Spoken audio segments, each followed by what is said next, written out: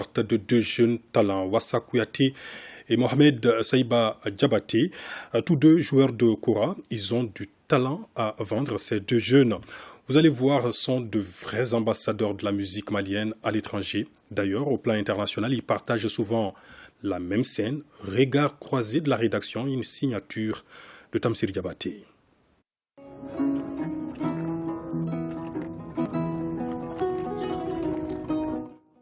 Quand les 21 cordes de la Kora chantent le Mali depuis le fleuve Djoliba, cela ne peut être qu'à l'actif des griots, ceux à qui cet instrument mystique est traditionnellement réservé. Je suis Wassa Kouyaté. Je suis Mohamed Saïba Diabaté. Et l'un des héritiers du jour est du cercle de Bafoulabé. Quant à l'héritière, elle vient de Badougou Djoliba dans le Mandem. Et c'est pourquoi d'ailleurs leur inspiration provient de l'agitation de la surface de l'eau par les ondes de vagues.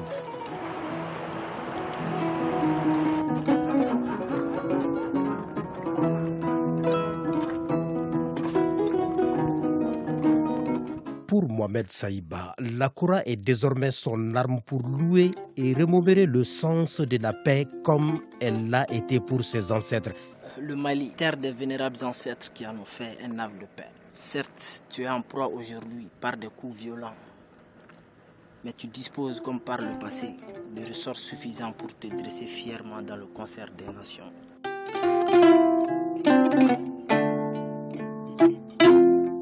Le son mélodieux de Malissa Dio a fait de lui un choriste inspiré, surtout quand sa grand-mère Dédé Kouyaté le magnifiait avec sa voix tonitruante.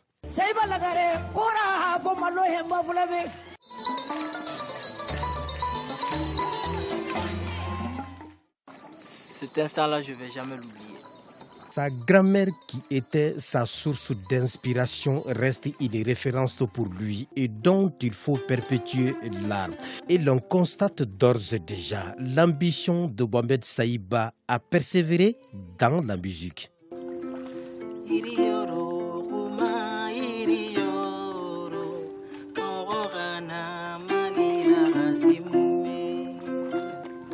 Il a découvert la Kora en 2006 quand il n'avait que 15 ans. Et lorsqu'il décrocha son bac en 2010, il n'a pas voulu continuer ses études à cause de son attachement à la musique. Mohamed Saïba a toujours rêvé d'être parmi les meilleurs joueurs de Kora et le rêve semble se réaliser. Jouer devant beaucoup de personnes et être applaudi, ça ne peut être que bénéfique.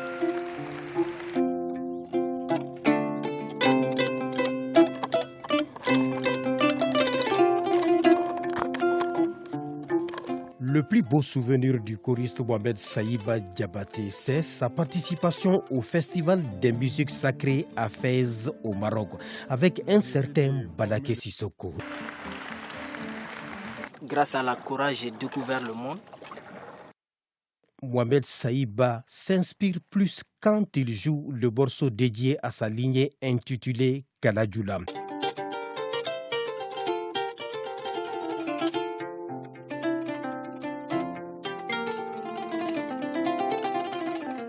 Entre le coucher du soleil et le lever du soleil, c'est la même détermination à donner le meilleur de lui-même.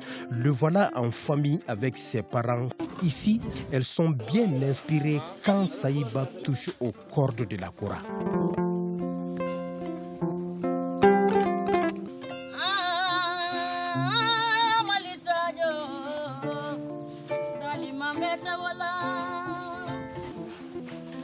Le fort, Mori Moussou Saïba Toroma.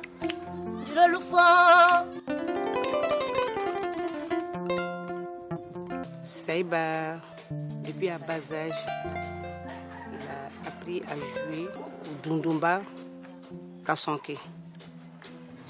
Grâce à sa grand-mère, c'est Sidikiba qui lui a donné le premier son du Kora. Par fini, il s'est tourné vers Madouba Kamara.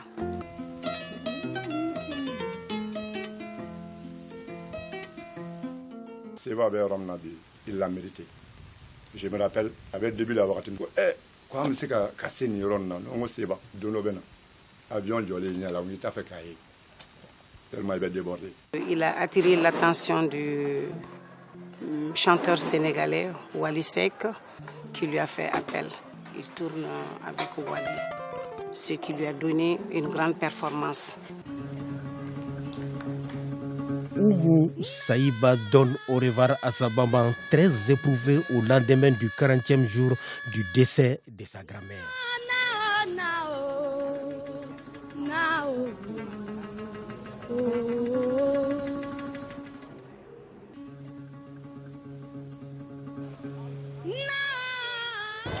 Oui, Wassa Kouyaté, je la connais très bien. Je lui ai transmis quelques notes de Kora. Oui, il a été mon maître. Et Dieu a fait qu'aujourd'hui, Seiba travaille avec son fils. J'ai travaillé avec John Seck, paix à son âme. Il y a une chanson qu'on a chantée ensemble, Les Rapaces. C'est une tendance et vengeance qui mène dans le puits. Elle est venue spécialement pour participer au projet de Papa John Seck, la CEDEAO en cœur. Elle fait partie des représentants du Mali. La particularité de Wassa Kouyaté est qu'elle joue la kora et en même temps chante.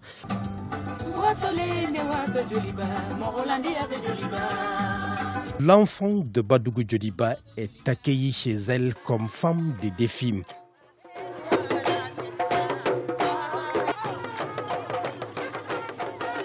Wassa Kouyaté, elle est la première à jouer l'instrument mystique qu'est la kora dans leur lignée. Kouyaté, qu'elle est, c'est le balafon qui lui est réservé. Jouer la kora sur la terre de ses ancêtres est la confirmation qu'elle est une femme de défi. Jouer la kora ici aujourd'hui, c'est symbolique pour moi. Instaurer la kora ici dans la famille, c'est un honneur pour moi.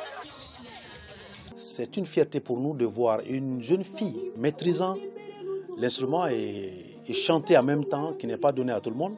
On voit en Wassa une étoile.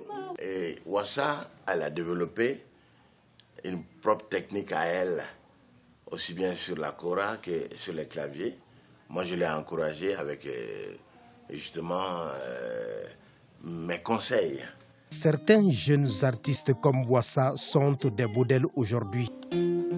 Dès le départ, on voyait en elle la rage de vaincre, qui est toujours prête à se battre. Il y a certains signes qui ne trompent pas. On m'a pas surpris que vraiment elle joue de cette façon. Je confirme ce que ces professeurs ont dit. Là où les autres filles échouent, elle essaye de serrer la ceinture pour pouvoir dépasser ce cap. Dès que tu lui parles de cet instrument, elle est toujours prête quand même à te répondre pourquoi elle a choisi cet instrument. Depuis le tout début, quand j'ai vu cet instrument, ça a été comme un coup de foudre.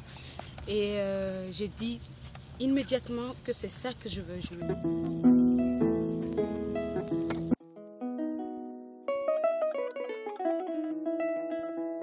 Et sur le fleuve Niger à Badougou Djoliba, quand elle touche aux cordes pour chanter son morceau préféré, le Koulandjan, même les oiseaux sentent que c'est la griotte de Djoliba qui chante.